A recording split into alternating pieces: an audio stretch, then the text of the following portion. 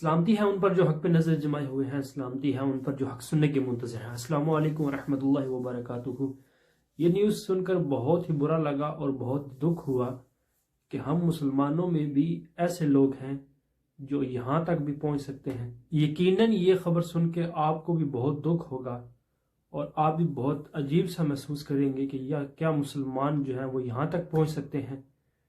وہ مسلمان جو اپنے آپ کو دین کا ٹھیکیدار سمجھتے ہیں اور کہتے ہیں کہ ہم نبی کریم صلی اللہ علیہ وسلم کی تعلیمات یا ان کے اسوہ حسنہ پر چل کر ہم زندگی گزارتے ہیں۔ لوگ جو یہ چاہتے ہیں کہ اسلام کا غلبہ جو پوری دنیا پر ہو، کیا ایسا وہ جو کر رہے ہیں، ایسا ممکن ہے کہ اسلام کا غلبہ ہو سکتا ہے؟ ہمارا اسلام اس چیز کی اجازت دیتا ہے کہ آپس میں فرقہ واریت میں بٹا جائے، فرقہ واریت جو ہے اس میں اس طرح سے بٹا جائے، الگ الگ سے ٹولے بنا لیے جائیں اور دوسرے مسلمان بھائی کو کافر، گستاخ اور کیا کچھ کہا جائے۔ کیا ہمارے نبی صلی اللہ علیہ وسلم نے یہی تعلیمات جو ہیں وہ لوگوں تک پہنچائی ہیں؟ اسی کی دعوت دی ہے کہ آپس میں فرقہ واریت میں بٹ جانا ہے، ایک مسلمان ہو کر، ایک وحدت امت بن کر نہیں رہنا۔ کیا قرآن پاک میں اللہ تعالیٰ نے ایسا فرمایا ہے؟ قرآن پاک میں تو اللہ تعالیٰ فرما رہا ہے لا اکراہ فی الدین، کہ دین میں جبر نہیں ہے۔ اور مسلمان جو ایک دوسرے میں ان کی اختلافات ہونے کے باوجود ان کو چاہیے تھا کہ ایک ہی پلیٹ فارم پر جمع ہوں، اتحاد امت بن کر رہیں، نہ کہ ایک دوسرے میں فتنہ فساد اور شار پھیلائیں۔ تو یہ نیوز ہے جو میں نے آپ کے سامنے میں نے سوچا شیئر کر دیں۔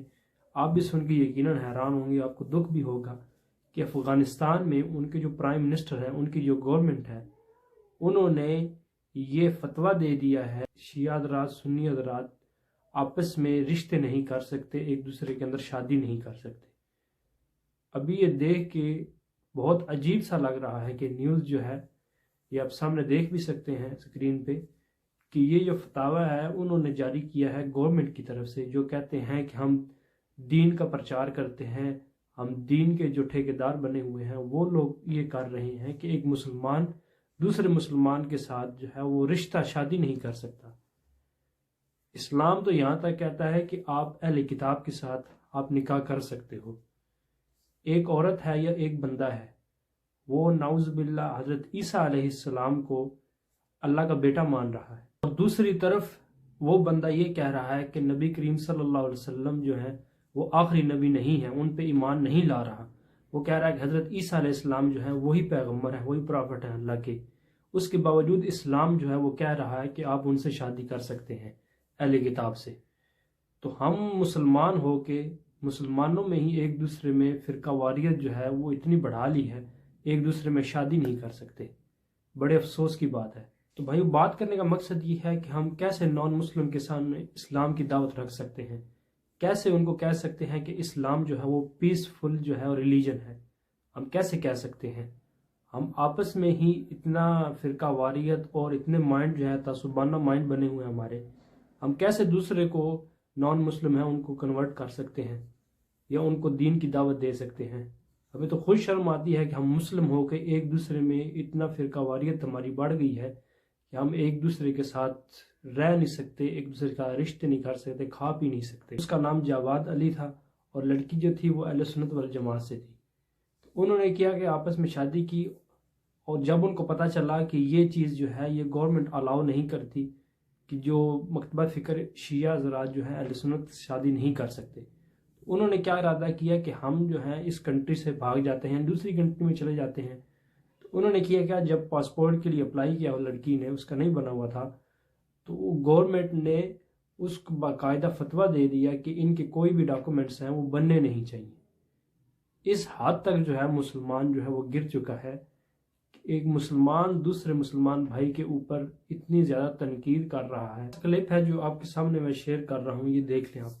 جو کہ ایک انٹرنیشنل نیوز ایجنسی ہے، انہوں نے اس سٹوری کو کور کیا کہ افغانستان کے شہر کابل میں ایک جوڑا جن کی حال ہی میں شادی ہوئی، اس میں شوہر کا نام جواد علی ہے جو کہ شیعہ مسلک سے جس کا تعلق ہے، اور اس کی بیوی کا نام ہے شیبہ عطائی جو کہ سنی خاندان سے اس کا تعلق ہے۔ دونوں خاندانوں کی باہمی رضامندی کے ساتھ شادی ہوئی، اور جب انہوں نے سول آفس میں وہاں کے جیسے یہاں پر یونین کونسل ہوتا ہے، اس میں انہوں نے اس نکاح کو رجسٹر کروانا چاہا نکاح نامہ حاصل کرنے کے لیے، تو وہاں کی شرعی عدالت کی طرف سے اس سول آفس کو یہ ہدایات کی گئی، یہ احکامات جاری کیے گئے، اسی صورت میں ان کا نکاح درج نہیں کرنا، کیونکہ ان کا نکاح باطل ہے، ہوا ہی نہیں ہے، اسلام میں اس کی کوئی گنجائش نہیں ہے، خارج الاسلام ہے، لہٰذا انہیں کسی قسم کا کوئی ڈاکومنٹ نہ دیا جائے۔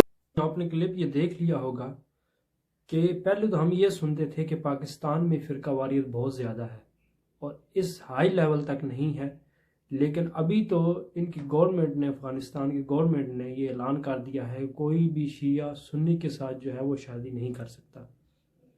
کیا شیعہ جو ہیں ان کا کلمہ الگ ہے؟ وہ تو کلمہ یہی پڑھتے ہیں کہ لا الہ الا اللہ محمد رسول اللہ۔ اس پہ میں ورڈنگ یہ دوں گا کہ جو انجینئر محمد علی مرزا صاحب کہتے ہیں کہ اگر کسی بھی جماعت کی حکومت آ گئی، یعنی دیوبند حضرات میں سے یا اہل سنت حضرات میں سے، اہل حدیث حضرات میں سے، تو یقیناً ایسا ہی ہونا ہے، کیونکہ یہ انہوں نے ایک فرقہ جو ہے اس کو پروموٹ کرنا ہے، گورنمنٹ میں بھی آ گئی۔ اس لیے انجینئر صاحب کہتے ہیں اگر کسی کی بھی گورنمنٹ آ گئی تو انہوں نے کسی کو چھوڑنا نہیں ہے۔ تو یہی حال جیسے ہوا افغانستان میں، وہ کہتے ہیں کہ بالکل ہم جیسے کہتے ہیں ہم بھی جو ہیں وہ دین کے ٹھیکیدار بنے، اس کے علاوہ اور کوئی بھی دین کا ٹھیکیدار نہ بنے، ہم بھی جو ہیں بڑے اسلام کے جو چاہنے والے ہیں، اسلام کی دعوت ہم بھی دیتے ہیں، اس کے علاوہ کوئی اور دے نہیں سکتا، جو ہم کہتے ہیں وہی ٹھیک ہے۔ تو یہ تھی ویڈیو جو میں نے آپ کے سامنے رکھ دی۔ بہت ہی افسوس کی بات ہے کہ ہم مسلمانوں میں ایسے کام ہو رہے ہیں، اور دوسرے لوگ جو ہیں نان مسلمز، وہ جب ان چیزوں کو دیکھتے ہیں تو وہ کہتے ہیں کہ مسلمان جو ہیں آپس میں ہی لڑ رہے ہیں، آپس میں اتنے انتشار ہیں، ایک کلمہ گو مسلمان دوسرا کلمہ گو مسلمان والے پہ اتنے تنقید یا کیا کچھ کر رہا ہے، یہاں تک کہ اس کے ساتھ شادی کرنے، رشتہ کرنے کے لیے تیار نہیں ہے۔ تو یہ کیسے اسلام کی دعوت دیں گے اور کیسے دوسرے لوگ کنورٹ ہو کے اسلام میں آئیں گے؟